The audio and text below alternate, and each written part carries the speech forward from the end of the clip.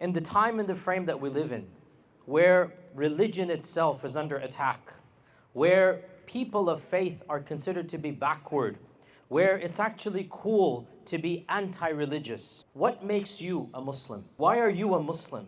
What value is added in your life by the religion of Islam? All too often, the way that some of us have been raised, Islam translates as a rules of prohibitions, a set of restrictions. All too often, especially when we're young teenagers, been there, done that, guys. I was also a teenager once upon a time. It's as if Islam is all about 80% of the food being haram for you. All your friends are having fun and you can't go out. No dating, this not allowed, that not allowed. And after a while, you're like, well, what's the point of being a Muslim? And of course, a time will come in your own lives, perhaps you've faced that already, where you'll have the freedom to make that choice. When you're 15, you can't have that choice because you're living with your parents. When you're 25, when you're 35, when you're 50, nobody's gonna have, you have to answer to yourself. And you have to ask this question in your own life. What religion brings to the table is nobility and dignity in life. What religion brings, nothing else can bring. What religion brings is you understand the most difficult and the most important questions of life, and it gives you solid answers to those questions. Those questions that maybe when you're 15, they're not at the priority of your mind, but throughout the rest of your life, when you're 20, when you're 30, when you're 40, these questions are the most fundamental questions of existence. Who am I? What am I doing here? What's the purpose of life? What is the very vision that I should have? What's going to happen when I'm no longer here? And maybe when you're 20, you're not thinking about that. But I assure you, when you're 30, 40, 50, I assure you, when tragedies happen, I assure you, when loved ones start dying, you yourself are going to start thinking, what is the purpose of life? What am I doing here?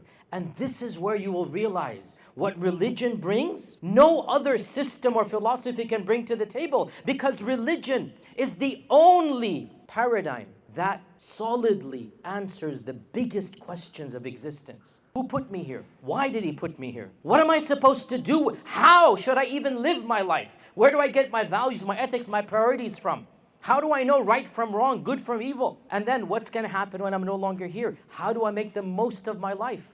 Those questions, the only answers you will ever get are from religion. And of course, we as Muslims, we are very clear and firm about this. Allah created us in order that we live the most productive and the most beneficial lives. And the purpose of life is to live ethically and morally, so that when we leave this world, inshallah ta'ala, Allah will bless us based upon the quality of life that we chose. And here's the most amazing thing about Islam. What we believe as Muslims is that no matter who you are, whatever your circumstances of birth, however your upbringing was, all of you have the equal opportunity to enter Allah's paradise in heaven. You are not going to be privileged or put under any stress because of your circumstances. Allah will test you based upon who you are and the life that you have. So those that are born in difficult circumstances, their tests are different. Those that are born in opportune circumstances, their tests are different. So Allah has quite literally crafted a test just for you. And that test is called your life. Your life is different than my life. Your sibling's life is different than your life. And guess what? No person in all of human history has ever lived the life you're living. No person has been born in your circumstance, with your siblings, with your influence, with your talent, with your intellect, with your social network. Nobody. You are unique. And nobody shall ever be like you till the day of judgment. You are one. And your particular life, Allah subhanahu wa ta'ala has gifted to whom? Only to you. And guess what? Your test will be dependent on your life. If you lived your life as ethically as you could, as morally as you could, if you lived your life as righteously as you could, then you passed the test. You're only competing against yourself. You're only competing against yourself. You can be your worst enemy and you can be your best ally. It's on you, because Allah crafted an entire test just for you. And we also believe, out of Allah's mercy, that test is hedged in our favor. La yukallifullahu nafsan illa wus'aha means Allah will not test a person with more than what that person can bear. The fact that you're being tested the way that you're being tested means Allah knows you can pass the test. Allah is not setting you up for failure. Whatever your life is, yeah, it's going to be a little bit difficult. Nobody says life is easy, but the difficulties are within grasp. You can do it. Allah would never put you in a place where you're bound to fail. No. Allah never sets you up for failure. If Allah Azza wa Jal is testing you with whatever tests you have, whether they're financial, whether they're physical, whether they're emotional, whether they're family related, whether they're economic related, know that Allah has given you the tools that you need to pass the test. You might doubt yourself, Allah doesn't doubt you. You might doubt yourselves, Allah does not doubt you. Allah knows you can pass, and that's why you're being tested. And how do you pass? By turning to Him, submitting to Him, and trying your best. And that's my final point.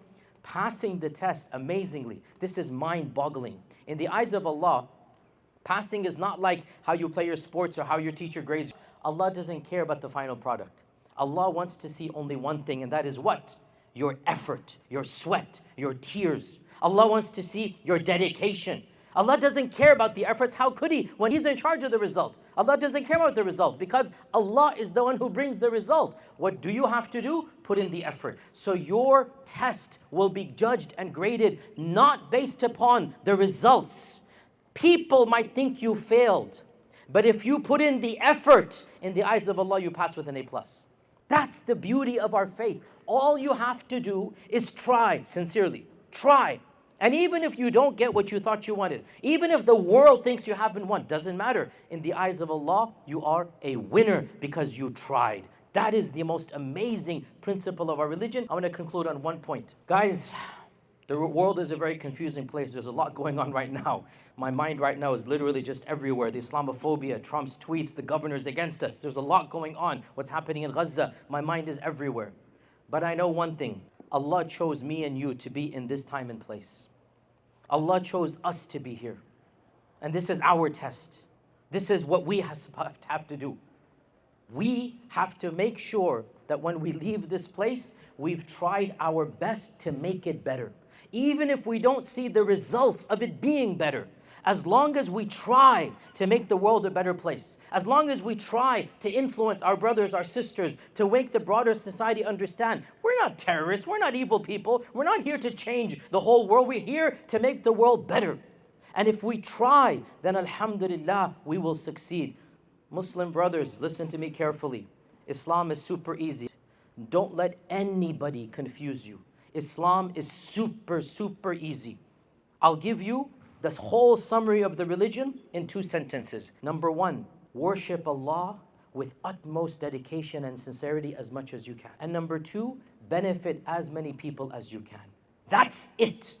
The rest is all just footnotes and small fonts. Worship Allah from the depths of your heart, sincerely, passionately. Worship Allah with your prayer, with your Qur'an, with your dhikr. Just have your heart as much connected to Allah as you can. And number 2, benefit as many people as you can. If you do these 2 simple rules, you will insha'Allah ta'ala enter the highest place of Jannah. That's all Allah wants to see from you. Don't make Islam more complicated. That's the entirety of the faith. Faith gives you dignity. Faith gives you meaning. Faith gives you nobility. Faith gives you purpose in life. There is no higher purpose than serving Allah subhanahu wa ta'ala. And in that service and in that dedication, your life takes on a whole different reality. You feel fulfilled. Life takes on meaning. The challenges become easy for you. And in that process, you find a sense of dedication, of nobility. And insha'Allah ta'ala, if you live your life that way, whenever your turn is to go, because we all have to leave,